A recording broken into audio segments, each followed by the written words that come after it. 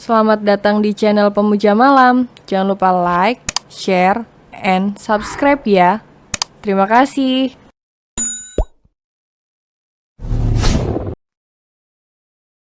Episode 4 Tidak kusangka ternodai tanpa sepengetahuanku. Rumah Sakit Internasional Medika. Jadi kakak keduanya adalah Saga Herlambang. Mantan suamiku yang jahat itu, pantas saja dia sama bejatnya dengan kakaknya. Apa dia ingat wajahku? Tapi kami tidak pernah bertemu sebelumnya. Karena saat aku menikah, Bagas, adik bungsu Saga, sedang menyelesaikan kuliah kedokterannya di New York. Batin Kristal. Oh, jadi kamu pamannya Doni, aku teman keponakanmu itu. Doni pasti malu punya paman bejat seperti kamu. Boy malah semakin meremehkan Bagas. Kurang ajar, akan ku buat kamu menyesal. Bagas meletakkan Dena di bawah. Dia langsung maju menghajar Boy. Bagas langsung terkapar pingsan. Tingkah sok jagoan, baru beberapa kali tonjok sudah pingsan, dasar lemah. Ejek Boy. Kristal tersenyum lega karena Boy berhasil mengalahkan 6 pria yang ingin membawa Dena. Alexa, ayo kita tolong Dena, bawa dia masuk mobilku, aku akan antar dia pulang. Ucap Boy. Kristal mengangguk. Aku baru sadar kalau dia ada di sini, kata Boy lagi. Kamu jangan khawatir, dia tidak akan menuntut kamu atas perkelahian ini, kata Kristal. Aku tidak takut kalau dituntut, jawab Boy. Dena, ini yang aku tidak suka dari dia. Kemana-mana selalu berpakaian seksi. Kejadian juga kan akhirnya. Lanjut Boy lagi. Apa benar kamu tidak seperti mereka? Kalau aku seperti mereka, Dena sudah sering kutiduri. Tapi nyatanya, aku tidak mau berbuat begitu. Tanya saja Dena kalau tidak percaya, jawab Boy untuk meyakinkan Kristal. Tunggu, ngapain juga aku berusaha ngeyakinin kamu kalau aku bukan cowok bejat? Kurang kerjaan banget, Kristal tersenyum melihat tingkah Boy. Aku akan temani kamu mengantar Dena ke rumahnya, supaya orang tuanya tidak salah paham sama kamu, kata Kristal. Oke, jawab Boy. Boy menghidupkan mesin mobilnya. Mereka mengantar Dena ke rumahnya. Sesampai di sana, Kristal menjelaskan pada kedua orang tua Dena kronologis kejadian tadi. Mereka sangat berterima kasih pada Boy yang telah menyelamatkan Dena. Setelah pulang dari rumah Dena, Boy mengajak Kristal singgah beli jagung bakar di tengah jalan. Ini makan. Boy menyodorkan jagung bakar yang masih hangat pada Dena. Ngapain sih berhenti segala di pinggir jalan? Kenapa gak langsung pulang? Tanya Dena. Sepanjang jalan tadi aku dengar perut kamu keroncongan. Isi perut aja dulu baru pulang. Lagian aku juga lapar dan kebetulan juga ada orang jual jagung bakar di sini, jawab Boy. Kristal tidak pernah makan jagung bakar di pinggir jalan sebelumnya. Dia Dia dibesarkan bagai putri kerajaan oleh mendiang orang tuanya. Tentunya dengan bergelimang harta, jadi dia selalu makan di restoran mewah. Berbeda dengan Boy yang sejak kecil terbiasa hidup susah dan sederhana, Kristal menggigit jagung bakar itu sedikit. Enak, katanya. Gigitan Kristal semakin lahap saja. Boy tersenyum kecil melihat Kristal makan jagung bakar sangat lahap, seolah tidak pernah makan jagung bakar sebelumnya. "Pak, air mineralnya 1 ya," pinta Boy. "Ambil saja, Den," jawab sang penjual. "Ini minum, nanti kamu tersedak," kata Boy. "Makasih." Kristal mengambil dengan senang hati botol air mineral yang diberikan Boy. "Alexa, tadi waktu kamu mabuk, kamu sedikit meracau. Orang mabuk memang suka meracau, memangnya kenapa?" "Kamu bilang, aku sama jahatnya dengan dia. Dia itu siapa, mantan pacarmu?" Boy penasaran. Kristal terdiam. Tidak mungkin Kristal jawab kalau orang itu adalah mantan suaminya. Tidak mungkin juga dia mengatakan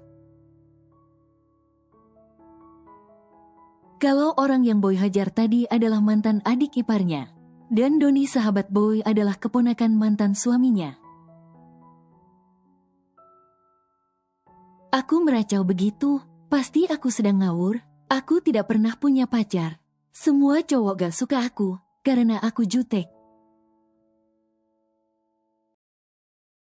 "Beneran, terserah mau percaya atau tidak." Kristal berbohong. "Terus kamu ngapain ke klub malam?" "Lagi frustasi karena ada cowok yang mau naklukin aku. Tapi tujuannya supaya bisa menyakiti aku." "Maaf soal itu, pasti kamu sakit hati karena itu." "Jelas aku sakit hati. Ku akui, aku memang angkuh. Sejak awal aku emosi karena kamu menolakku terang-terangan. Harga diriku terinjak-injak. Tapi setelah kupikir-pikir, wajar sih kamu menilai jelek aku. Toh sifatku memang benar seperti itu. Jadi kamu sekarang mengaku salah?" "Maaf atas semuanya, Alexa. Kamu mau kan maafin aku?" Kristal melihat Boy tulus minta maaf padanya. "Maaf kamu diterima," jawab Kristal. "Aku juga minta maaf atas kejadian tadi," ucap Boy ragu. "Soal apa?" Kristal tidak mengerti. "Waktu kamu mabuk, aku mencium bibirmu." Mata Kristal membulat. "Kamu mencium bibirku?" tanya Kristal memastikan. Boy mengangguk. "Bibirku." Kristal memegang bibirnya. "Padahal aku sudah menjaga kesuciannya selama ini. Tidak kusangka ternodai tanpa sepengetahuanku." "Dasar playboy." Kristal sedikit marah dan memukul-mukul bahu Boy. "Iya, aku minta maaf. Bukan cuma kamu kok. Aku juga tidak pernah mencium perempuan sebelumnya. Jadi kita sama-sama rugi." Boy menangkap tangan Kristal yang memukul-mukul bahunya. "Kalau kamu tidak suka ciuman tadi, anggap itu tidak pernah terjadi. Oke?" Ucap Boy. Kamu harus tanggung jawab. Gimana caranya aku tanggung jawab? Pertanyaan Boy masih belum bisa dijawab oleh Kristal. Lihat saja nanti, ayo kita pulang. Antar aku ke klub, mobilku masih di sana. Iya, astaga, Rian dan Doni masih di sana. Kami tadi datang barengan pakai mobil ini. Mengingat itu, Boy langsung buru-buru ke klub, padahal jagung bakar mereka belum habis.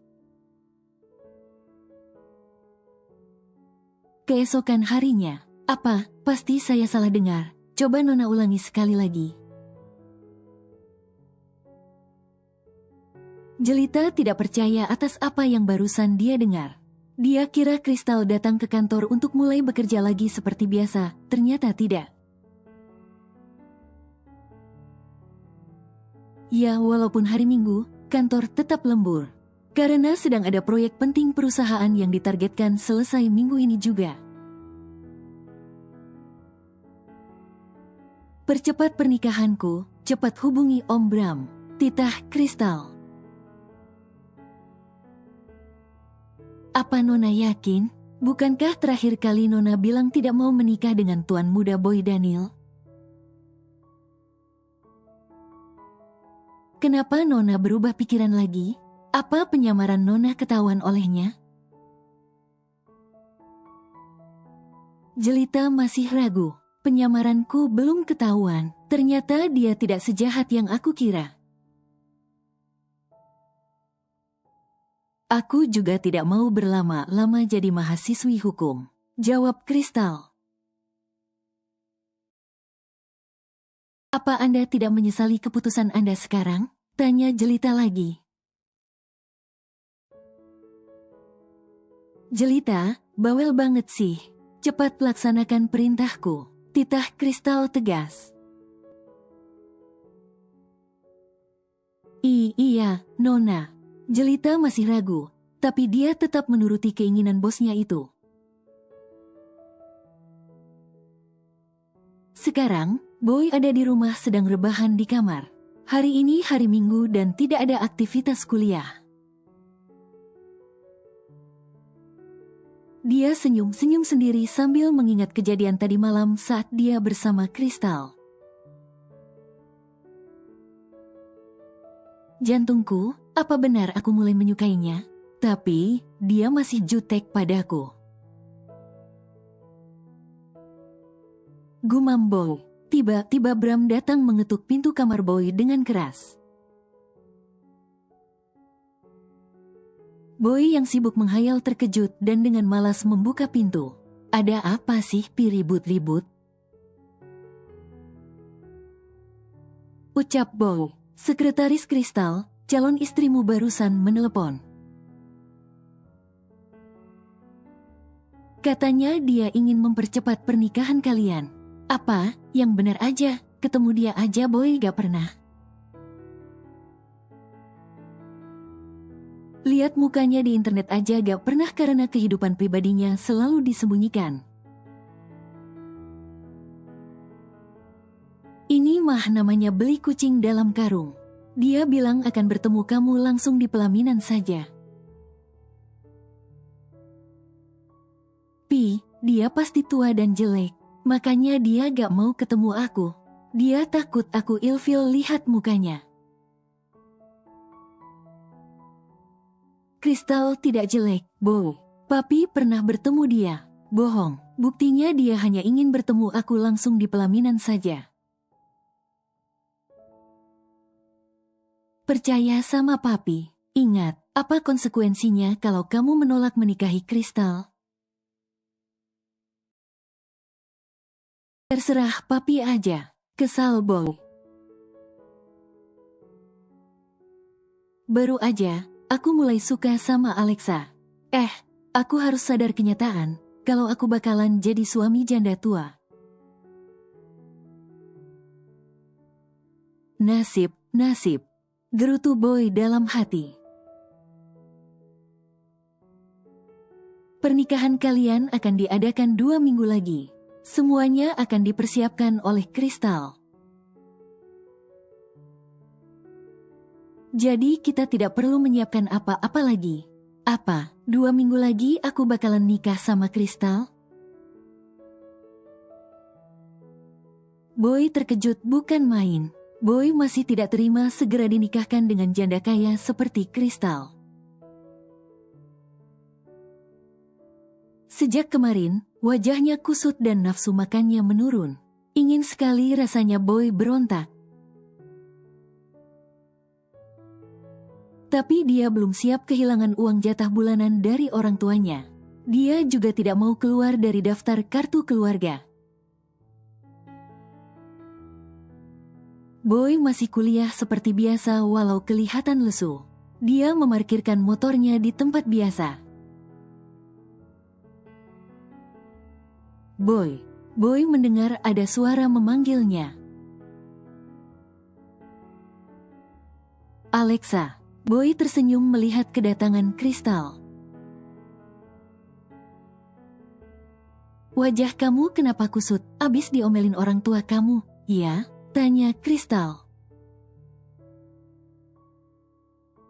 Bukan diomelin lagi, tapi aku sudah digadaikan untuk melunasi hutang budi ke janda kaya. Batin Boy. Tidak apa-apa, hanya kurang tidur. Jawab Boy. Aku penasaran, bagaimana perasaan Boy setelah segera menikah denganku? Rasanya aku ingin sekali mengaku padanya. Kalau aku ini Kristal, apa aku mengaku saja sekarang? Kristal menimbang-nimbang di dalam hatinya. Boy, ada yang mau ku bicarakan. Ucap Kristal. Apa? Tanya Boy. Aku, sebenarnya. Boy, Alexa. Perkataan Kristal terpotong setelah kedatangan Dena. Dena, kata Boy.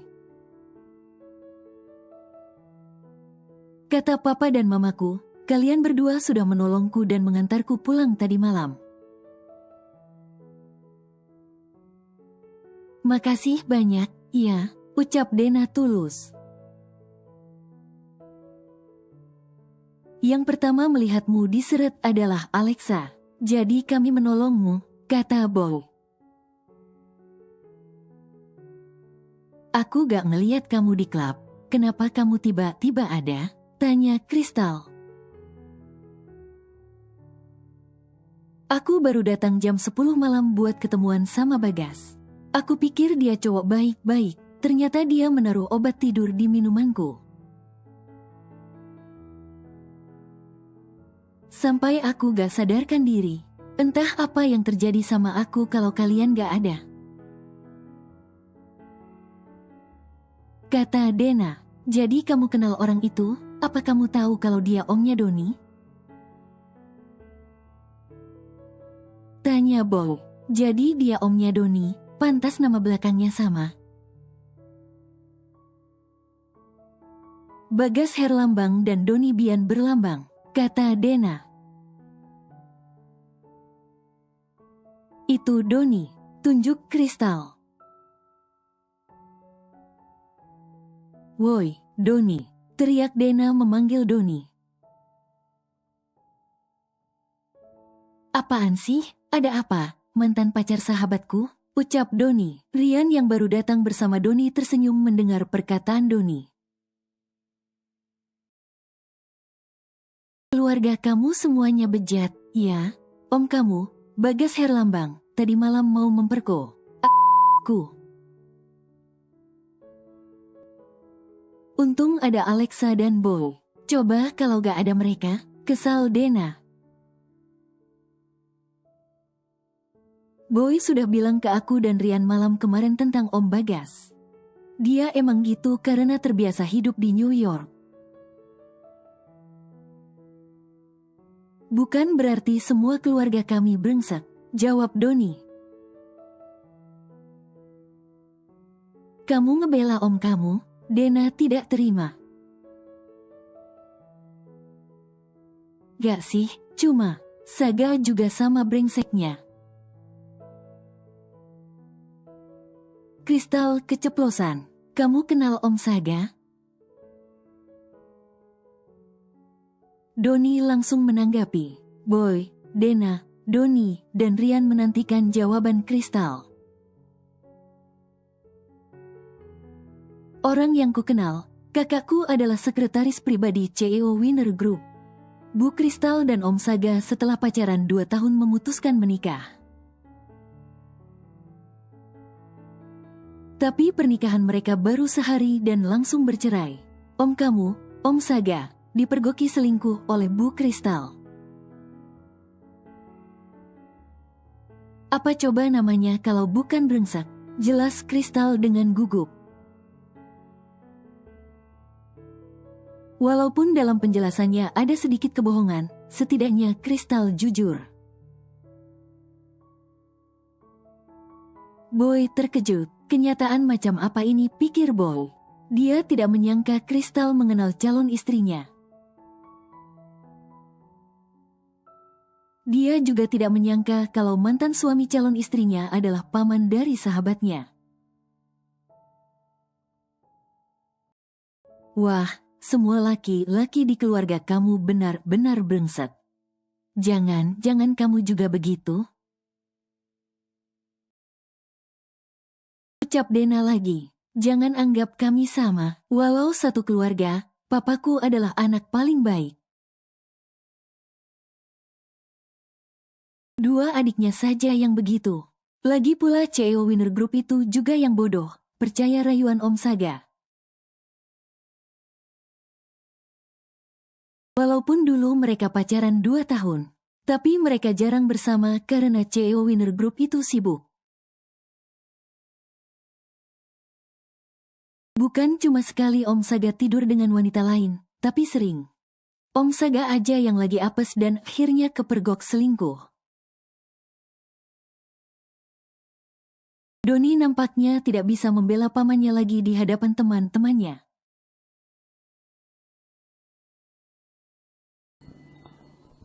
Bersambung.